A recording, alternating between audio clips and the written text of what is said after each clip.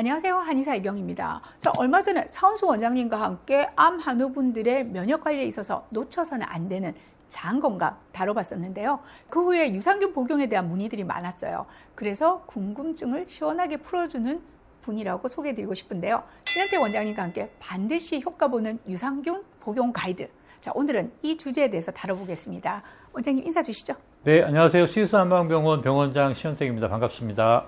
차은수 원장님도 강조한 부분이지만 암 한우분들에게 있어 장 건강은 면역계 1차 방어선, 또 항암 치료 효과의 촉매제, 그리고 항암 치료 중 부작용 관리라는 측면에서도 굉장히 중요하잖아요. 근데 장 건강하면 우선 떠오르는 것이 유산균이다 보니 특히 암 한우분들 유산균 많이 복용하고 계신데요. 그런데 어떤 분들은 유산균 효과를 봤다고 하시는 반면에 유산균 복용에도 효과가 있는지 잘 모르겠다고 하시는 분들도 있었거든요. 자, 이 차이는 왜 오는 걸까요?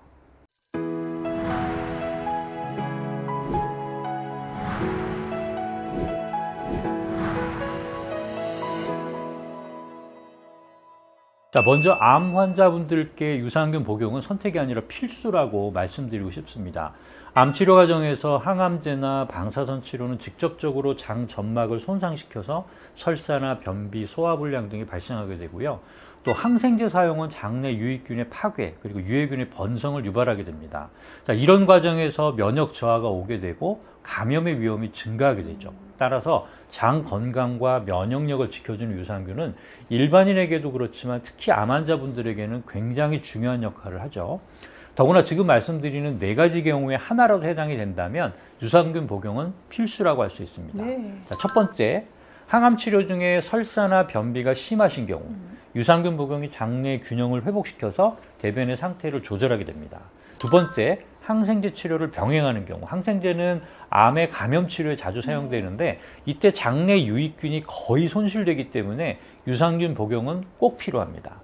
자, 세 번째, 면역력의 저하로 잔병 치레가 잦은 경우, 장은 면역세포의 70% 이상이 모여있는 기관입니다. 때문에 유산균 복용은 장내 면역세포 활성화를 도와서 감염 위험을 낮출 수가 있습니다. 자, 마지막 4번째인데요. 방사선 치료로 장 점막 손상이 생긴 경우, 방사선 치료는 장 점막에 염증을 일으키는데 유산균은 염증을 완화하고 회복을 촉진하게 됩니다. 유산균 복용의 필요성을 강조해 주셨는데요. 자, 그런데 유산균을 먹어도 별 효과가 없었다는 환자분들도 있는 것 사실 맞습니다. 자, 이런 경우는 유산균의 종류나 복용법에 문제가 있었던 걸까요? 물론 최소 한 달 이상 꾸준히 복용을 해야 하는데 너무 성급하게 결론을 내리는 분들은 빼놓고 말이죠. 네, 효과를 볼 수 있는 유산균 복용의 포인트는 3가지 정도로 정리할 수 있는데요.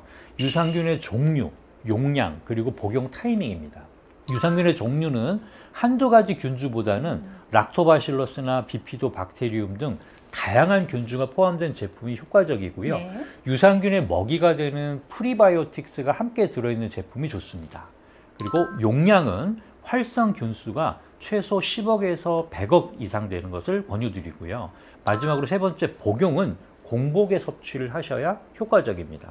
항생제를 혹시 복용 중이시라면 2시간 이상 간격을 둬야 하고요.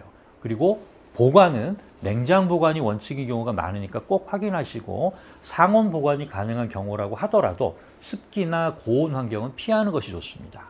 네, 유산균의 종류가 다양한 것이 좋다는 말씀 주셨는데요. 그 다양한 유산균 중에서도 자신에게 꼭 필요한 유산균을 선택하는 것이 가장 바람직하겠죠. 그런 의미에서 저희 CS에서는 장내 미생물 검사를 통해서 한우분 각각의 장내에 필요한 최적의 유산균 균주를 확인하고 있습니다.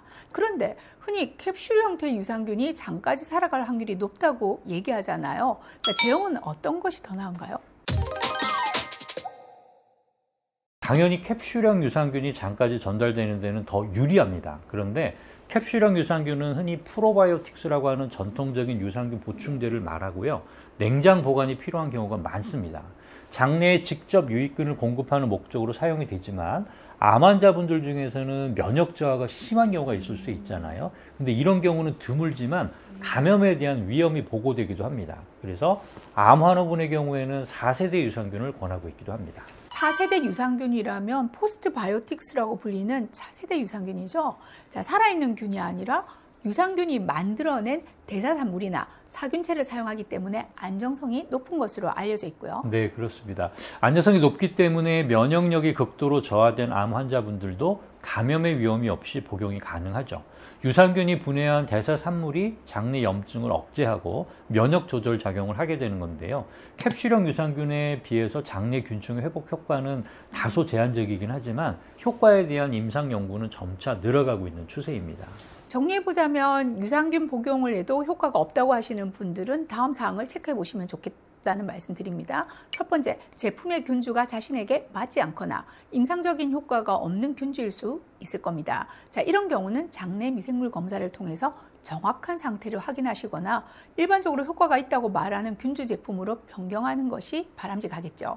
두 번째, 너무 저용량은 아닌지 확인이 필요할 것 같습니다. 최소 10에서 100억 CFU 이상이면 바람직하다고 합니다. 세 번째, 복용은 공복에 하고 계신지 또는 항생제를 드시고 있다면 2시간 이상 간격을 두었는지 체크해 보시면 좋겠습니다. 네 번째는요, 복용 기간이 너무 짧은 것은 아닌가, 최소 한두 달 이상은 꾸준히 복용했는가, 이러한 체크가 필요할 것 같고요. 다섯 번째, 혹시 냉장 보관이 필요한 제품을 상온에 두고 복용하고 있지는 않은지 확인해 보십시오. 여섯 번째로는요, 유산균의 먹이가 되는 프리바이오틱스 또는 식이섬유 등을 함께 섭취하면 더 효과적입니다. 일곱 번째로는 설사, 변비 등 장 상태를 지속적으로 나쁘게 만드는 다른 원인이 있는지 확인해 보시기를 권고드리고요. 마지막 여덟 번째입니다. 면역이 극히 저하된 암 한우분들이시라면 감염의 위험을 줄이기 위해서 4세대 유산균을 복용하실 것을 추천드립니다.